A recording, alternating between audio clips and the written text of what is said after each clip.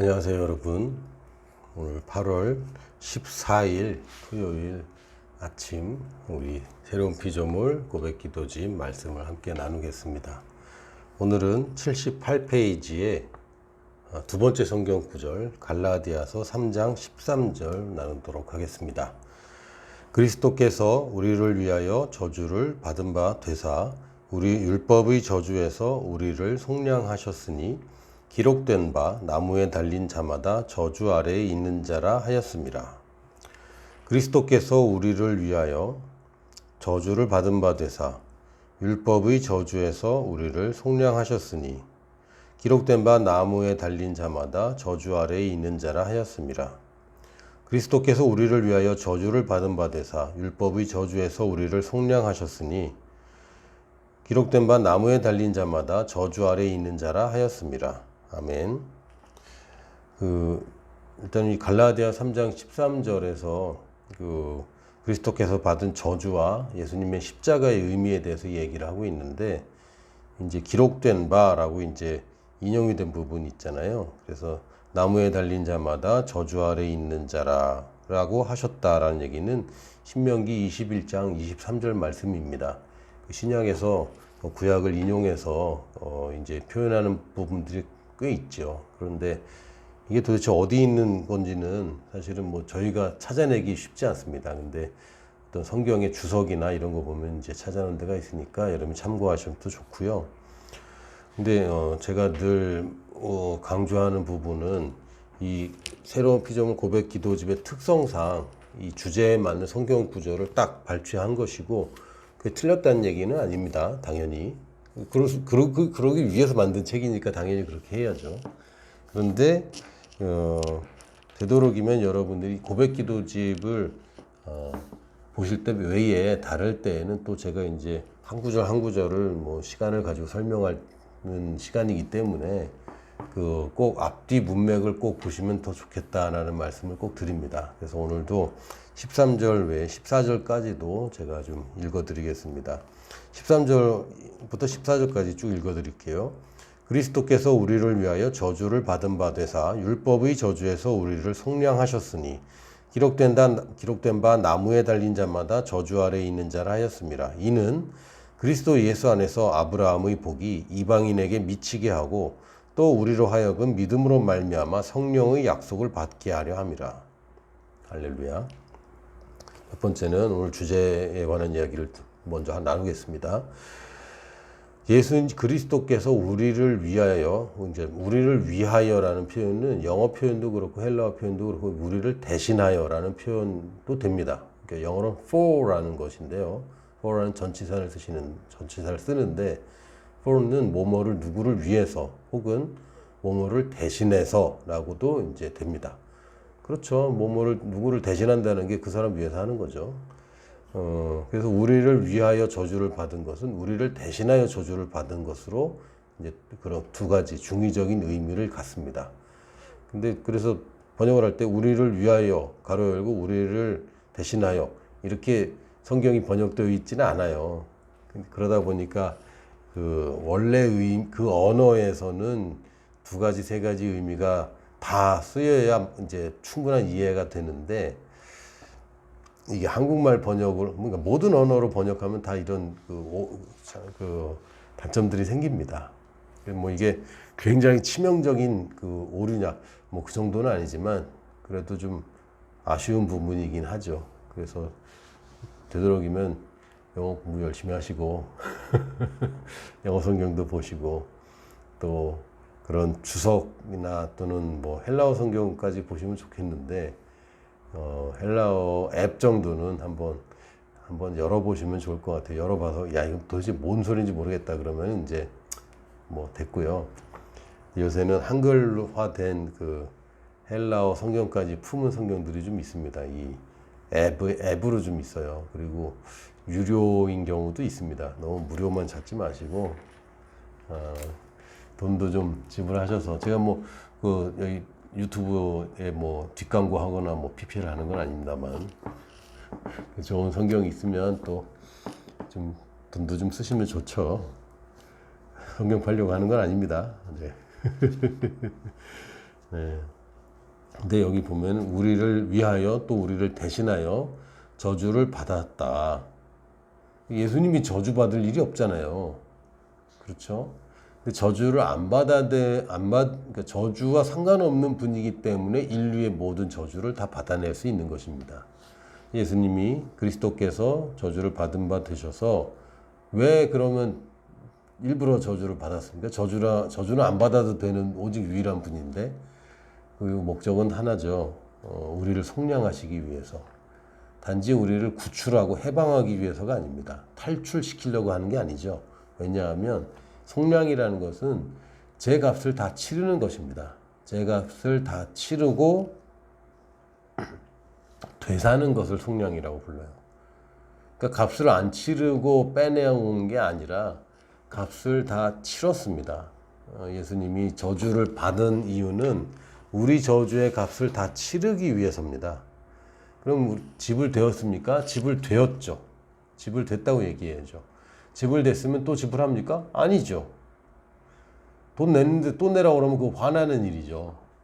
그래서 이 저주에 관해서는 그 저주는 크게 그 뭐 두 가지, 뭐 세 가지, 결국은 사망인데 사망에 이르는 길이 제가 볼 때는 세 가지 경로가 주요 경로인 것 같습니다. 질병, 가난, 그리고 소외, 버림받는 거. 이 세 가지가 질병에 이르는 길인 것 같아요. 이 세 가지가 연관이 되어 있습니다. 하나로 말미암아 다른 두 가지까지 오기도 하고, 다른 두 가지 정도 있으면 하나는 나중에 결국은 오게 되고, 이제 이런 것 같습니다. 예수님이 이걸 다 당하셨거든요. 예수님이 채찍에 맞으심으로 우리 질병을 짊어지셨고, 그가 발가벗겨짐으로 그 가난케 되셨고, 또는 버림받으셨죠. 모든 사람에게서 버림받았습니다. 그것은 이제 우리 대신 이 값을 치르신 것이지, 예수님이 뭐 잘못했습니까? 잘못되지도 않았고 잘못하지도 않으신 분이세요. 근데 이렇게 된 것은 우리 거를 대신 지불하기 위해서 굳이 그렇게 하셨는데, 근데 우리가 다시 또 이걸 지불하고 속고 있다면 그건 예수님이 기뻐하는 일이 아닙니다. 그래서 뭐 아파도 감사해요. 당신은 그럴 수 있지만 그리스도는 기분이 안 좋으시지. 당신 아프지 말라고 채찍에 맞았는데 당신이 아프고 있으면 그게 겸손이거나 하나님께 영광 돌리는 것으로 아닙니다. 그리스도가 채찍에 맞음으로 내가 나았다. 그래서 내가 나아야 그리스도께서 영광 받으시는 것이지, 내가 아프지만 감사해요라고 해서 그리스도가 영광 받으시는 건 아닙니다. 영광을 드리려고는 하지만 못 받는 영광이 돼버려요. 십자가를 수치스럽게 만드는 게 됩니다. 그런 식으로 하면 안 돼요. 가난하지만 감사해요. 감사하죠. 가난하지만. 그러나 가난케 하셔서 감사해요. 이건 또 무슨 소리야. 그렇게 얘기하면 안 돼요. 화가 날라 그러네. 예수님이 그 수치를 당하고 예수님이 부유한 자로서 가난케 되신 우리를 부욕해 하려 하심이라. 아니, 나를 부유하게 하려고 일부러 가난하게 됐는데 내가 가난하게 돼서 감사하다고 얘기하면 이게 무슨 소리입니까, 이게? 그럼 예수님의 십자가를 모욕하는 것밖에 안 됩니다. 일단은 하나님은 내가 병 걸린 거 원치 않으신다. 내가 가난한 거 원치 않으신다. 내가 소외받고 인정받지 못하고 존경받지 못하고 홀로 외롭게 쓸쓸히 있는 거 하나님이 기뻐하시지 않습니다. 창조 때부터 인생이 독처하는 게 좋지 않다고 그랬어요. 혼자 있는 것이. 여러분은 인싸입니다. 할렐루야. 뭐 수만 명 가운데 인싸는 아니겠지만 여러분이 교회가, 여러분의 셀 모임이, 여러분의 가정이 여러분을 잘 품고 아름답고 행복하게 살 수 있는 이것 또한 하나님이 우리에게 주신 축복 아닙니까? 이거를 뺏기지 마세요. 도둑 맞는 겁니다. 그래서 우리가 일단은 치유에 대해서 접근할 때 질병은 저주고 이건 예수님이 다 가져간 것이고 내가 지금 다시 지불하는 것은 나한테만 괴로운 게 아니라 그리스도께도 이게 못할 짓이다 라고 인식해야 됩니다. 하나님이 나한테 이 병을 줘서 나로 하여금 뭔가 깨닫게 하시나 보다. 그런 생각은 하지도 마세요. 이 성경을 부정하는 것입니다. 성경하고 싸우고 싶으세요? 저는 성경하고 싸울 생각이 전혀 없습니다. 성경하고 싸워봤자 이길 법이 없어요. 그래서 성경하고 싸우는 게 아니라 성경과 다른 게 있으면 내 경험과 싸워야 됩니다. 내 기억과 싸워야 되고 내 이론과 싸워야 됩니다. 여러분의 경험이 있습니다. 근데 그 해석에 따라서 완전 다른 해석이 나오는 거죠. 근데 저는 예전에 이렇게 이랬던 적이 있었어요. 성경이 안 맞잖아요. 당신 경험이 안 맞는 거지. 성경은 맞아요.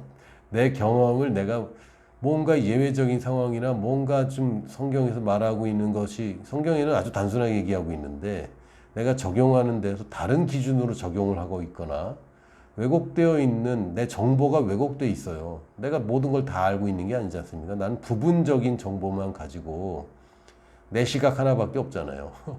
그 좁은 그리고 순간적인 그런 경험들을 통해서 우리가 해석을 올바로 할 수 있다고 자신할 수 없습니다. 정보량이 너무 적어요. 너무 적어요.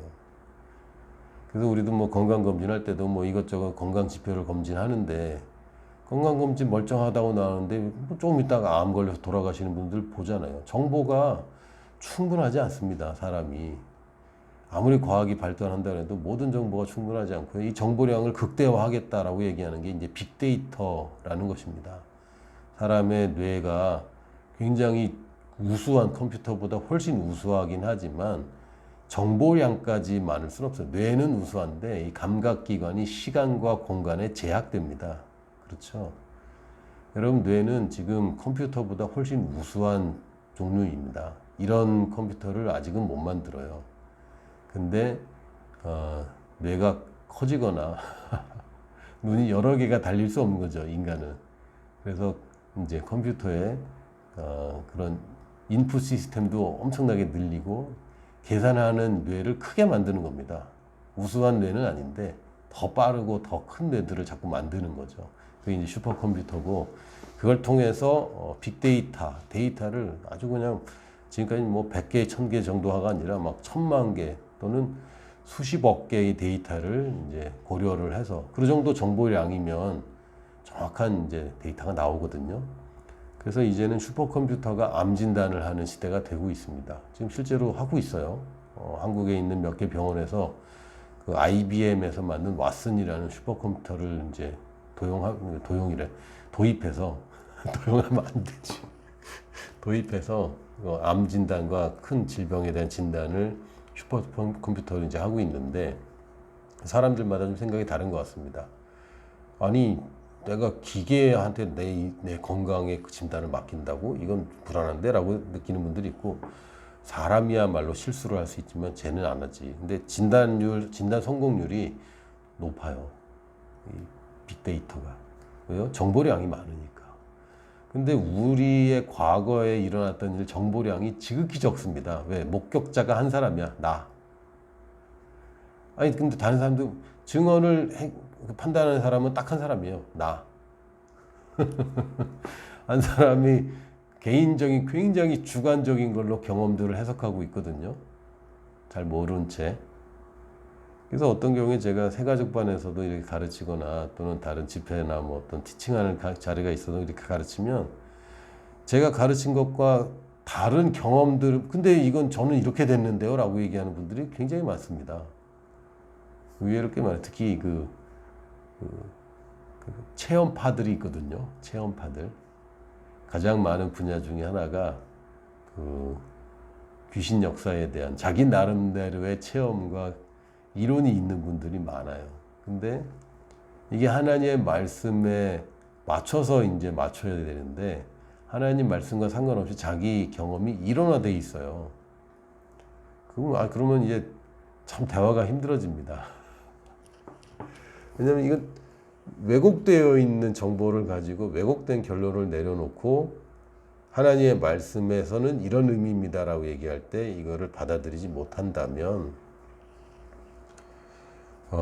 그러면 손해입니다. 그럼 하나님이 그것 때문에 하나님이 나 이제 곤란한데 이러진 않으세요. 하나님이 곤란해지진 않는데 우리가 손해죠. 여러분 가운데 치유를 경험하지 못한 그런 체험들이 다 있을 수도 있습니다. 거의 있을 겁니다. 기도했는데 안 나았는데요. 혹은 지금도 싸우고 계실 수도 있고, 혹은 결국 치유에 도달하지 못하고 돌아가신 사랑하는 사람들이 있는 분들도 있죠. 그리고 굉장히 오랫동안 기도하고 그랬는데도 그냥 주님 품에 안긴 그런 사람들도 있을 겁니다. 그러면 아니 근데 그분은 돌아가셨는데요. 그 목사님도 돌아가셨는데 지금 무슨 얘기냐고. 그렇게 얘기하면 그 목사님이 그 사례라는 건 그 증거가 아니라 그냥 사례일 뿐입니다. 사례가 성경의 말씀보다 더 권위 있다고 얘기할 수는 없잖아요. 그 어떤 사례도 하나님의 말씀의 권위로 해석을 해야 됩니다. 그래서 제가 아는 것은 믿음이 있으면 결과가 나온다는 것이고, 결과가 안 나왔다는 것은 믿음이 없었다는 얘기입니다. 그걸 정죄하거나 믿음이 없어서 그건 네 책임이야 라고 얘기하는 게 아니라, 우리 인정하기를 어떤 분야에 대해서는 우리가 믿음이 취약한 분야들이 있어요. 모든 믿음의 사람들이 모든 분야에서 동일한 믿음을 가진 것은 아닙니다. 어떤 분들은 치유에 대한 믿음은 굉장히 완성형인데 완전하다고 얘기하기는 좀 자신 없고, 굉장히 훌륭한데 재정에 대한 믿음이 없는 경우도 있어요. 그 목사님의 인품은 매우 훌륭하지만 치유라는 한 분야에 대해서는 믿음이 없을 수도 있어요. 그거 인정해야죠. 그래서 그분을 비난하겠다는 게 아니라 같이 안타까워하는 겁니다. 그래서 치유는 모든 사람이 다 받을 수 있고 굉장히 쉬운 거였다라고 할 때 그게 그분의 인생의 오점으로 작용되는 게 아니죠. 그냥 안타까울 뿐이고, 그래서 우리가 아버지나 어머니나 생각할 때 이분들이 한계가 없다고 얘기하는 건 아니잖아요. 단점이 없다고 얘기하는 게 아니라 실수를 안 했다고 얘기하는 게 아닙니다. 그러나 그럼에도 불구하고 내가 어머니 아버지를 존경하고 사랑하고, 왜? 나한테 해준 게 있으니까. 뭐 아버지 어머니가 대단한 위대한 사람이라서 그런 게 아니라 나를 돌봐주셨잖아요. 그 은혜가 있는 거죠. 그것처럼 사람을 평가하자는 게 아닙니다. 그리고 아픈 게 죄는 아니잖아요, 이렇게 얘기하시는 분이 있는데, 아픈 게 죄는 아니죠. 그러나 죄의 결과가 아픈 거죠. 아담이 죄 안 지었으면 뭐 질병이라는 게 세상에 있겠습니까? 모든 저주는 죄의 결과일 뿐이고, 내가 죄를 짓든 내가 안 지었든 죄인으로 태어났기 때문에 당연히 받는 결과로서 저주가 있었던 것이고, 그리스도가 그 저주를 해결했다면 우리는 치유를 받는 게 당연하다고 얘기를 해야 됩니다. 근데 안 되고 있잖아요. 그래요, 안 되고 있으니까 되게 해야죠. 할렐루야. 되고 있는 곳에 산다면 우리는 천국에 가 있는 거죠. 예수님도 우리 보고 기도할 때 하늘의 뜻이, 아버지의 뜻이 하늘에서 이루어진 것처럼 이 땅에서도 이루어지도록 기도하라고 그랬잖아요. 그 얘기는 뭡니까? 아버지 뜻이 이 땅에서 완전하게 이루어지고 있지 않다는 얘기입니다. 그러니까 지금 아니 성경 말씀에는 내가 치유받았다고 하는데 왜 나는 계속 증상이 있는가? 지금 안 이루어졌으니까 그렇죠. 이거를 왜 안 되지라고 하는 게 아니라 이건 되는 건데 아직 안 되고 있구나. 이건 되는 거다. 이쪽으로 가셔야지. 이건 된다는데 왜 나는 안 되죠? 그거는 사실 말씀의 권위를 희석시키게 됩니다. 말씀의 권위는 나와 상관없이 이루어져야 그게 진짜 말씀 아닙니까? 나라는 사람이 어떤 사람이든 상관없이 말씀에서 제시하는 조건만 이제 이루면 무조건 돼야지 이게 진리가 되는 것이지, 쟤는 영접함으로 구원받고 나는 영접만으로는 안 되고 이러면 이건 진리라고 할 수 없어요. 그래서 치유를 접근할 때 예수님이 모든 저주를 다 가져갔다, 예수님이 대가를 치렀다, 이거는 자명한 사실 아닙니까? 그럼 나는 지금 왜 이렇게 되는 거지? 내가 도대체 뭐가 문제길래 여기 있어야 돼? 이건 내가 선하게 생활하느냐, 그것도 상관이 없는 거고, 치유는 여러분의 도덕적인 삶과도 상관이 없어요. 물론 죄로 인해서 생긴 병들도 있습니다. 죄로 시작된 병들도 있어요. 그럼 거기에는 회개도 필요합니다. 그러나 회개가 필요한 것이지 여러분의 도덕적인 완성이 필요한 건 아니잖아요. 그렇죠? 회개하면 치유받는 것이고, 그러나 여러분이 도덕적으로 우수하고 흠이 없이 살아야지 치료받는다는 얘기는 어디에도 없습니다. 어디에도 없어요.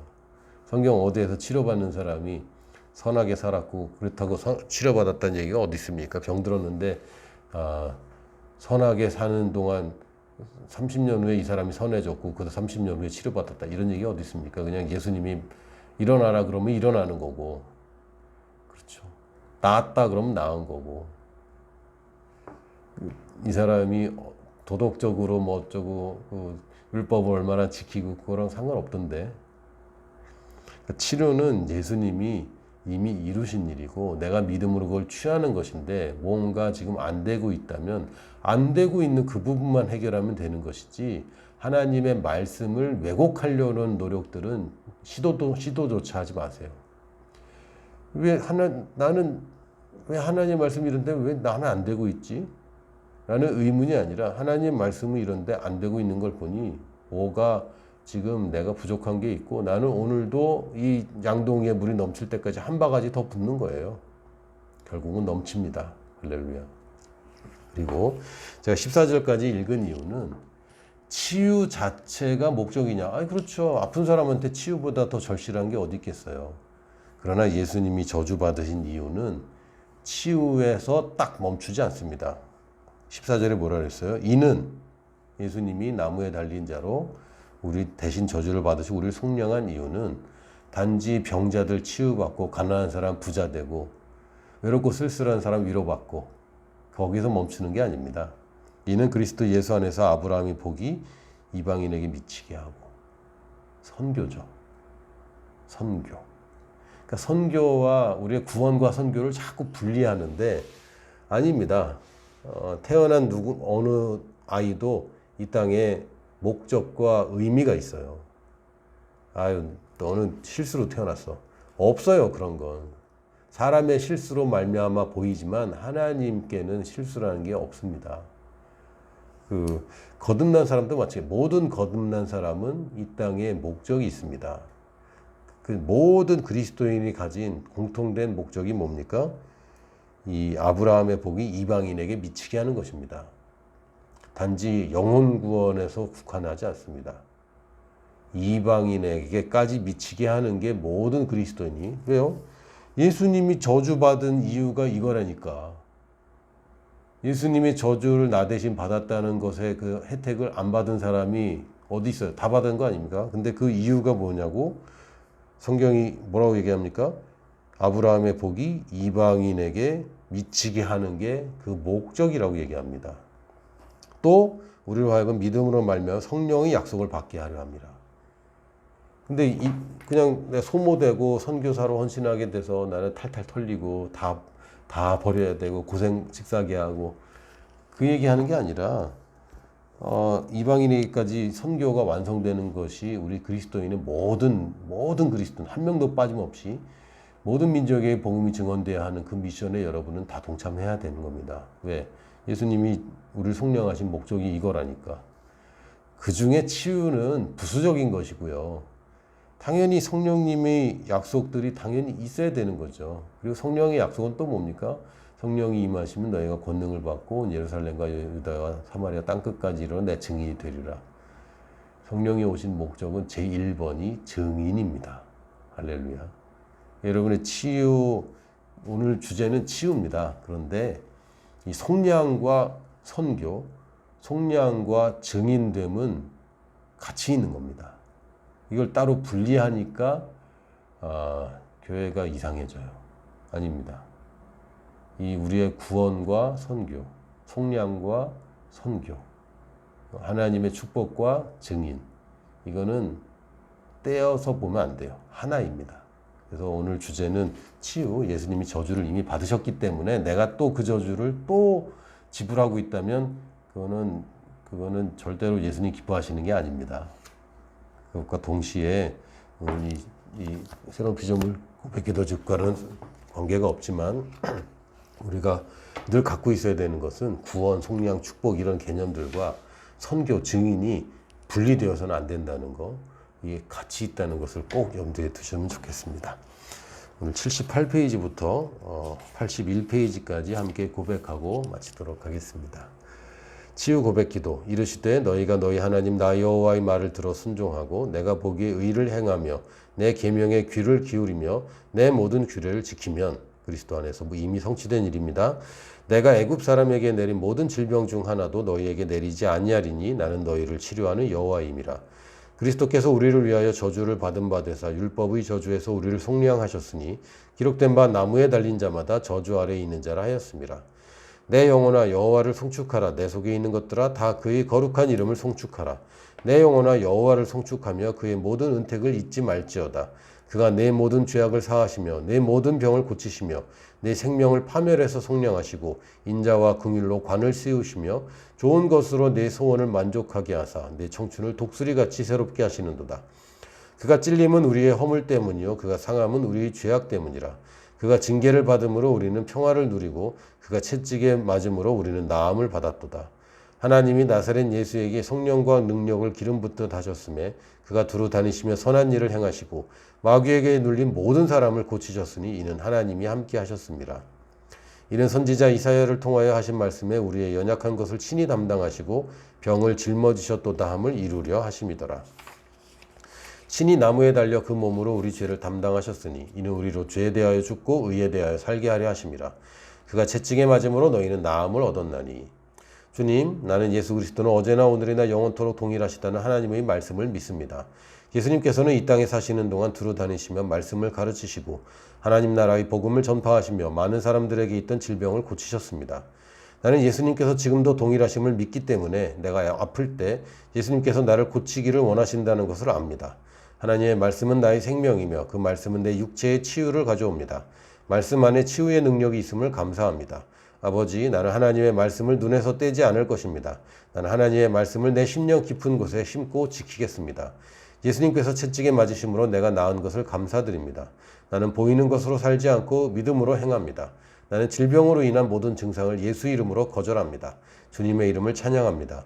주님을 사랑합니다. 나를 치유하심에 감사드리며 나의 건강을 지켜주심을 감사합니다. 나는 내 몸에 있는 질병이나 통증을 거절합니다. 그것들은 더 이상 내 몸에 머무를 수 없습니다. 나는 하나님의 생명과 능력으로 충만합니다. 나는 하나님이 주시는 신유로 말미암아 건강하게 오래 삽니다. 주님께서 약속하신 대로 예수님은 나를 모든 질병의 저주로부터 해방하셨습니다. 나는 주님의 말씀으로 내 몸의 모든 증상들을 내어 쫓습니다. 내 몸과 영과 혼 안에는 영생이 흐르고 있습니다. 그러므로 어떤 질병도 그 영생 안에 존재할 수 없음을 선포합니다. 내 몸의 약한 부분은 회복되기 시작합니다.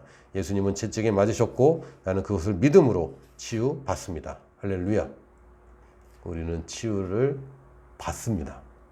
받아야 됩니다. 받을 수 있다 아닙니다. 받습니다. 할렐루야. 오늘 하루도 치유받고 치유하는 아름다운 인생에 여러분을 초청합니다. 주일은 쉽니다. 주일은 강단 메시지에 여러분 섬기는 교회에 목사님을 통하여 선포되는 메시지에 집중하시고 월요일에 다시 만나도록 하겠습니다. 월요일에 또 만나요.